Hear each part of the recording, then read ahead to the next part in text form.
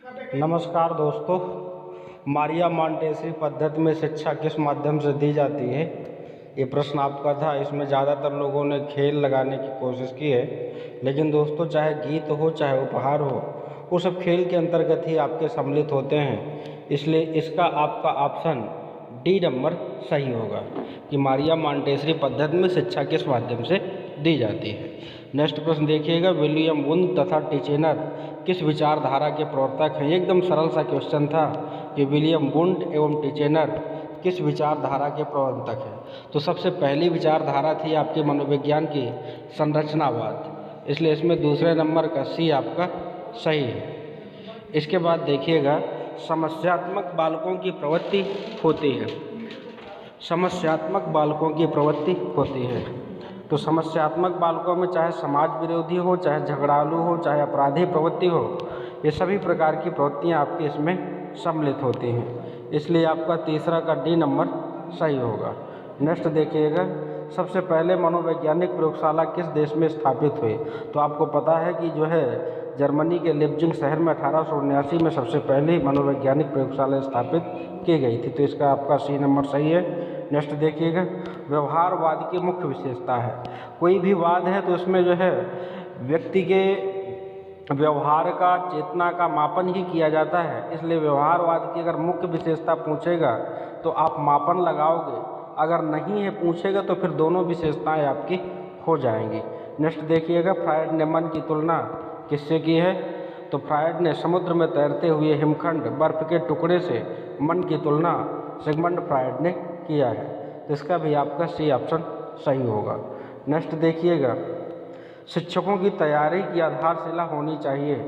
तो शिक्षकों की तैयारी की बात जब हम करेंगे तो शिक्षा मनोविज्ञान एक ऐसा विषय है जिसमें से यहाँ पर पाठ्यक्रम, पाठचर्चा, पाठ्य पुस्तकें सब कुछ आपकी सम्मिलित हो जाती हैं। इसलिए आपका शिक्षा मनोविज्ञान सही होगा इसमें। नेक्स्ट देखिएगा, समाज मिति विधि में अध्ययन किया जाता है। समाज मिति विधि जो होती है वो किसी समाज की बनावट का अध्ययन करती है, इसलिए आपका ए नंबर सही हो जाएगा। नेक्स्ट देखिएगा, सबसे व्यापक क्षेत्र है। तो इसमें से देखिएगा व्यापक क्षेत्र में तो शिक्षा मनोविज्ञान किसके अंतर्गत पढ़ते हो, मनोविज्ञान के अंतर्गत। शिक्षा पाठचर्या किसके अंतर्गत आती है, शिक्षा मनोविज्ञान। तो जब ये जो है शिक्षा मनोविज्ञान के अंतर्गत आती है और ये मनोविज्ञान के अंतर्गत आता है, इसलिए मनोविज्ञान ही सबसे ज़्यादा इसमें व्यापक माना जाएगा। नेक्स्ट देखिएगा, चेतन, अर्धचेतन तथा चेतन किसके अंग माने जाते हैं। तो दोस्तों चेतना को ही 3 पार्टों में बांट करके देखा जाता है। आपको मन से नहीं जोड़ना था, ना तो व्यवहार से जोड़ना था, वो तो प्रकार होते हैं। हम यहाँ पर किसके पार्ट हैं ये प्रश्न यहाँ पर डिस्कस किए थे, तो आपके चेतना के पार्ट हैं। नेक्स्ट देखिएगा, अंतः दर्शन विधि दूसरी विधियों से अपेक्षाकृत है। तो आपको पता है कि मनोविज्ञान की सबसे प्राचीन विधि है, इसलिए आपकी क्या है यहाँ पर जो है पुरानी विधि है। नेक्स्ट देखिएगा, विलियम वुंड ने मनोविज्ञान को क्या बताया है। तो जो विलियम वुंड थे वो सबसे पहले संरचनावादियों ने चेतना पर ही अध्ययन किया, इसलिए इसका ऑप्शन आपका सी नंबर सही होगा, चेतना का विज्ञान बताया हुआ है।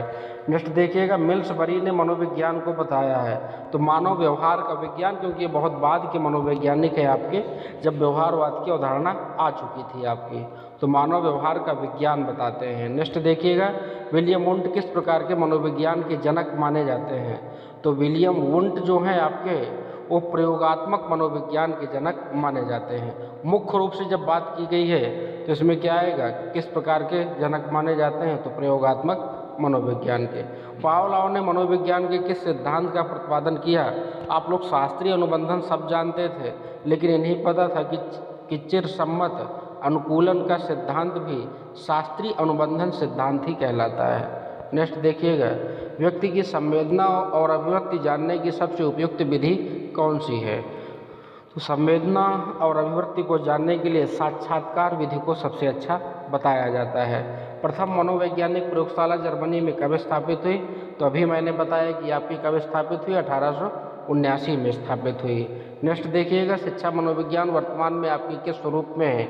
तो शिक्षा मनोविज्ञान मैंने पहले कहा था कि एक प्रकार का विकासात्मक विषय है, धीरे धीरे इसका विकास हो रहा है और अभी अपने शैशव काल में है, तो शैशवावस्था में है।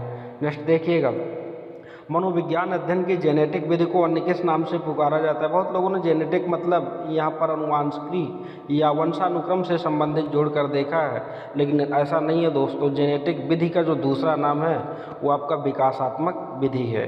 नेक्स्ट देखिएगा, मनोविज्ञान की बहिर्दर्शन विधि। बहिर्दर्शन का मतलब निरीक्षण विधि है, और निरीक्षण विधि के जनक आपके कौन है? जेबी वाटसन है। नेक्स्ट देखिएगा, किस मनोविज्ञान ने कहा कि चेतन मन के साथ अचेतन मन पर भी ध्यान देना चाहिए? ये आपका कोटेशन किसका है? सिगमंड फ्रायड का है। चेतन पर ज़्यादातर कोटेशन आपके सिगमंड फ्रायड से पूछे जाते हैं। तो ये आपके दोस्तों 21 प्रश्न थे जिनके उत्तर मैंने बताए हैं, और आज का जो रिजल्ट रहा है उसमें जो सबसे अच्छे नंबर आए हैं आपके, तो सबसे अच्छे नंबर 2 लोगों के रहे यहाँ पर। 14 नंबर थे। उनमें से एक है रोशनी और दूसरा है दर्पण तिवारी, जिसके नाम मैंने पहले लगा दिया है। आप लोग उसमें अपना रिजल्ट देख सकते हो। और जिन लोगों के कम नंबर आ रहे हैं उनको उदास नहीं होना है, बल्कि अपनी पढ़ने का तरीका थोड़ा सा बदलना है। नंबर क्यों कम आ रहे हैं, आप इसको इतिहास भूगोल की तरह मत पढ़िए, इसको आप समझ करके पढ़िए, तो आपके बढ़िया नंबर आने लगेंगे मनोविज्ञान में। और हाँ, ये टेस्ट सीरीज आपकी वर्ग 3 की परीक्षा के लिए बहुत कारगर होने वाली है, इसलिए ज़्यादा से ज़्यादा बच्चे ज्वाइन करें और आप लोग ज़्यादा से ज़्यादा इसको शेयर करो। ठीक है दोस्तों।